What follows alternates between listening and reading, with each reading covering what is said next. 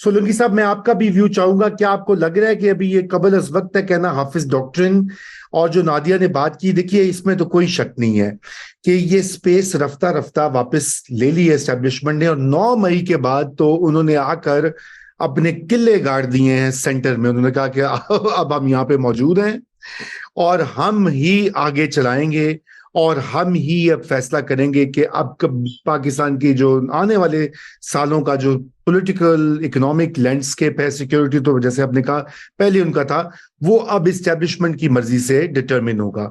سولنگی صاحب آپ کا کامنٹ. میں یہ کہوں گا کہ جہاں تک زراعت کی ماڈرنائزیشن کی بات ہے اور اس کی ایفیشینٹ فارمنگ کی بات ہے, وہ کوئی بھی کرے تو مجھے اس پہ کوئی اعتراض نہیں ہے.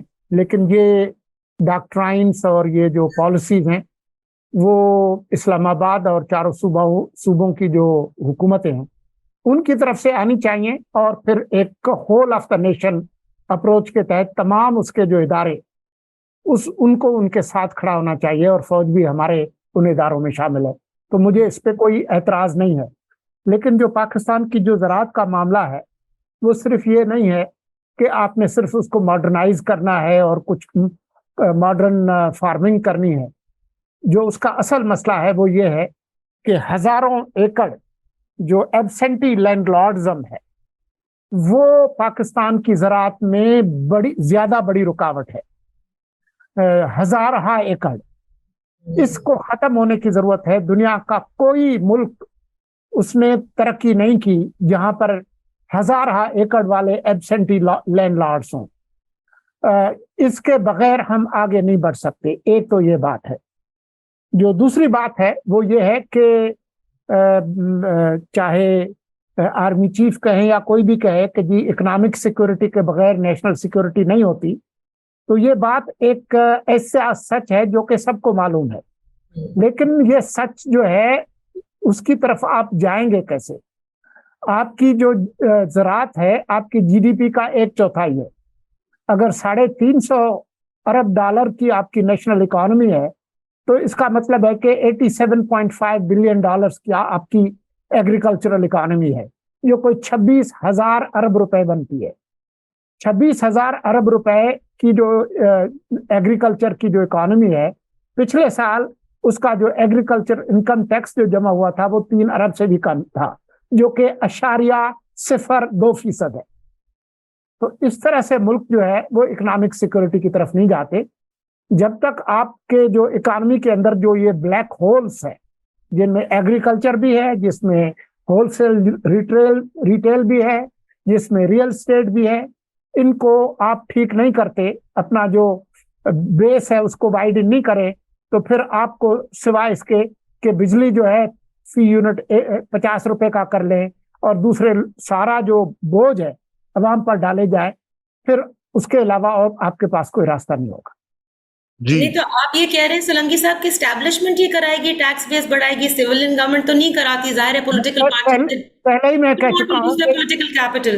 میں پہلے ہی یہ کہہ چکا ہوں کہ یہ وفاقی اور صوبائی حکومتوں کی ذمہ داری ہے یہ پالیسیاں دینا, اور جب یہ پالیسی دے تو پھر whole of the nation approach کے تحت سب لوگوں نے ان کا ساتھ دینا.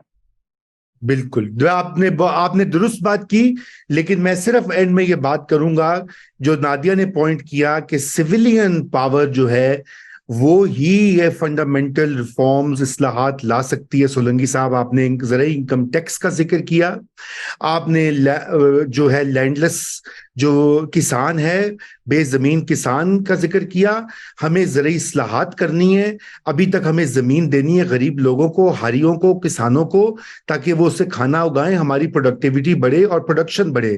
سیدھی سی بات تو یہ ہے کہ یہ کام بھی پاکستان میں جو بھی لینڈ ریفارم ڈھنگ کے ہوئے ہیں وہ بھٹو صاحب کے زمانے میں ہوئے ہیں, نہ اس سے پہلے ایوب صاحب نے کچھ سٹارٹ کیا تھا, وہ بھی بیچ میں رہ گیا, کھٹائی میں پڑ گیا. اس کے بعد اس کو غیر اسلامی قرار دے دیا گیا, جی غیر شرعی بنا دیا. اور اس لیے نادیہ کی بات میں وزن ہے کہ یہ کام جی ایچ کیو سے نہیں ہونا. जिसका काम उसी को साजे, ये अवाम के नुमाइंदे करेंगे, पार्लियामेंट करेगी, सूबाई असेंबलियां करेंगी, सियासतदान करेंगे, और इसके लिए हम इनको याद करवाना पड़ेगा कि मॉडर्नाइजेशन भले कीजिए, ले आइए टेक्नोलॉजी, फॉरेन इन्वेस्टमेंट ले आइए, जरूरत है मुल्क को, हम उससे बिल्कुल इतराज नहीं कर रहे, हम ये नहीं कह रहे कि आप ना करें, लेकिन ये काम आप उनको छोड़ें जो एक्सपर्ट्स हैं और जो अवाम के नुमाइंदे हैं। आप प्लीज तवज्जो दें कि आपने पीछे कैसे हटना है, मैदान से जो खेमे गाड़े हैं उनको अनप्लग कीजिए, क्योंकि जितनी देर आप मैदान में रहते हैं उतना अवाम में एक रिएक्शन आता है। ये माजी में 3-4 बार हम देख चुके हैं, इसको रिपीट ना कीजिए, अभी भी वक्त है, अभी तो अवाइल हैं। 9 मई के बाद से जो गैर एलानिया एक इमरजेंसी सूरत हाल है उसको रिवर्स किया जा सकता है, और वो जितनी जल्द हो बेहतर है। नाजरीन बहुत शुक्रिया, हमारे इस चैनल को सब्सक्राइब कीजिए, बेल आइकॉन पे प्रेस कीजिए, अगर आपको पसंद आए तो शेयर भी कीजिए वीडियो, और अपना कमेंट जरूर दीजिए। खुदा हाफिज।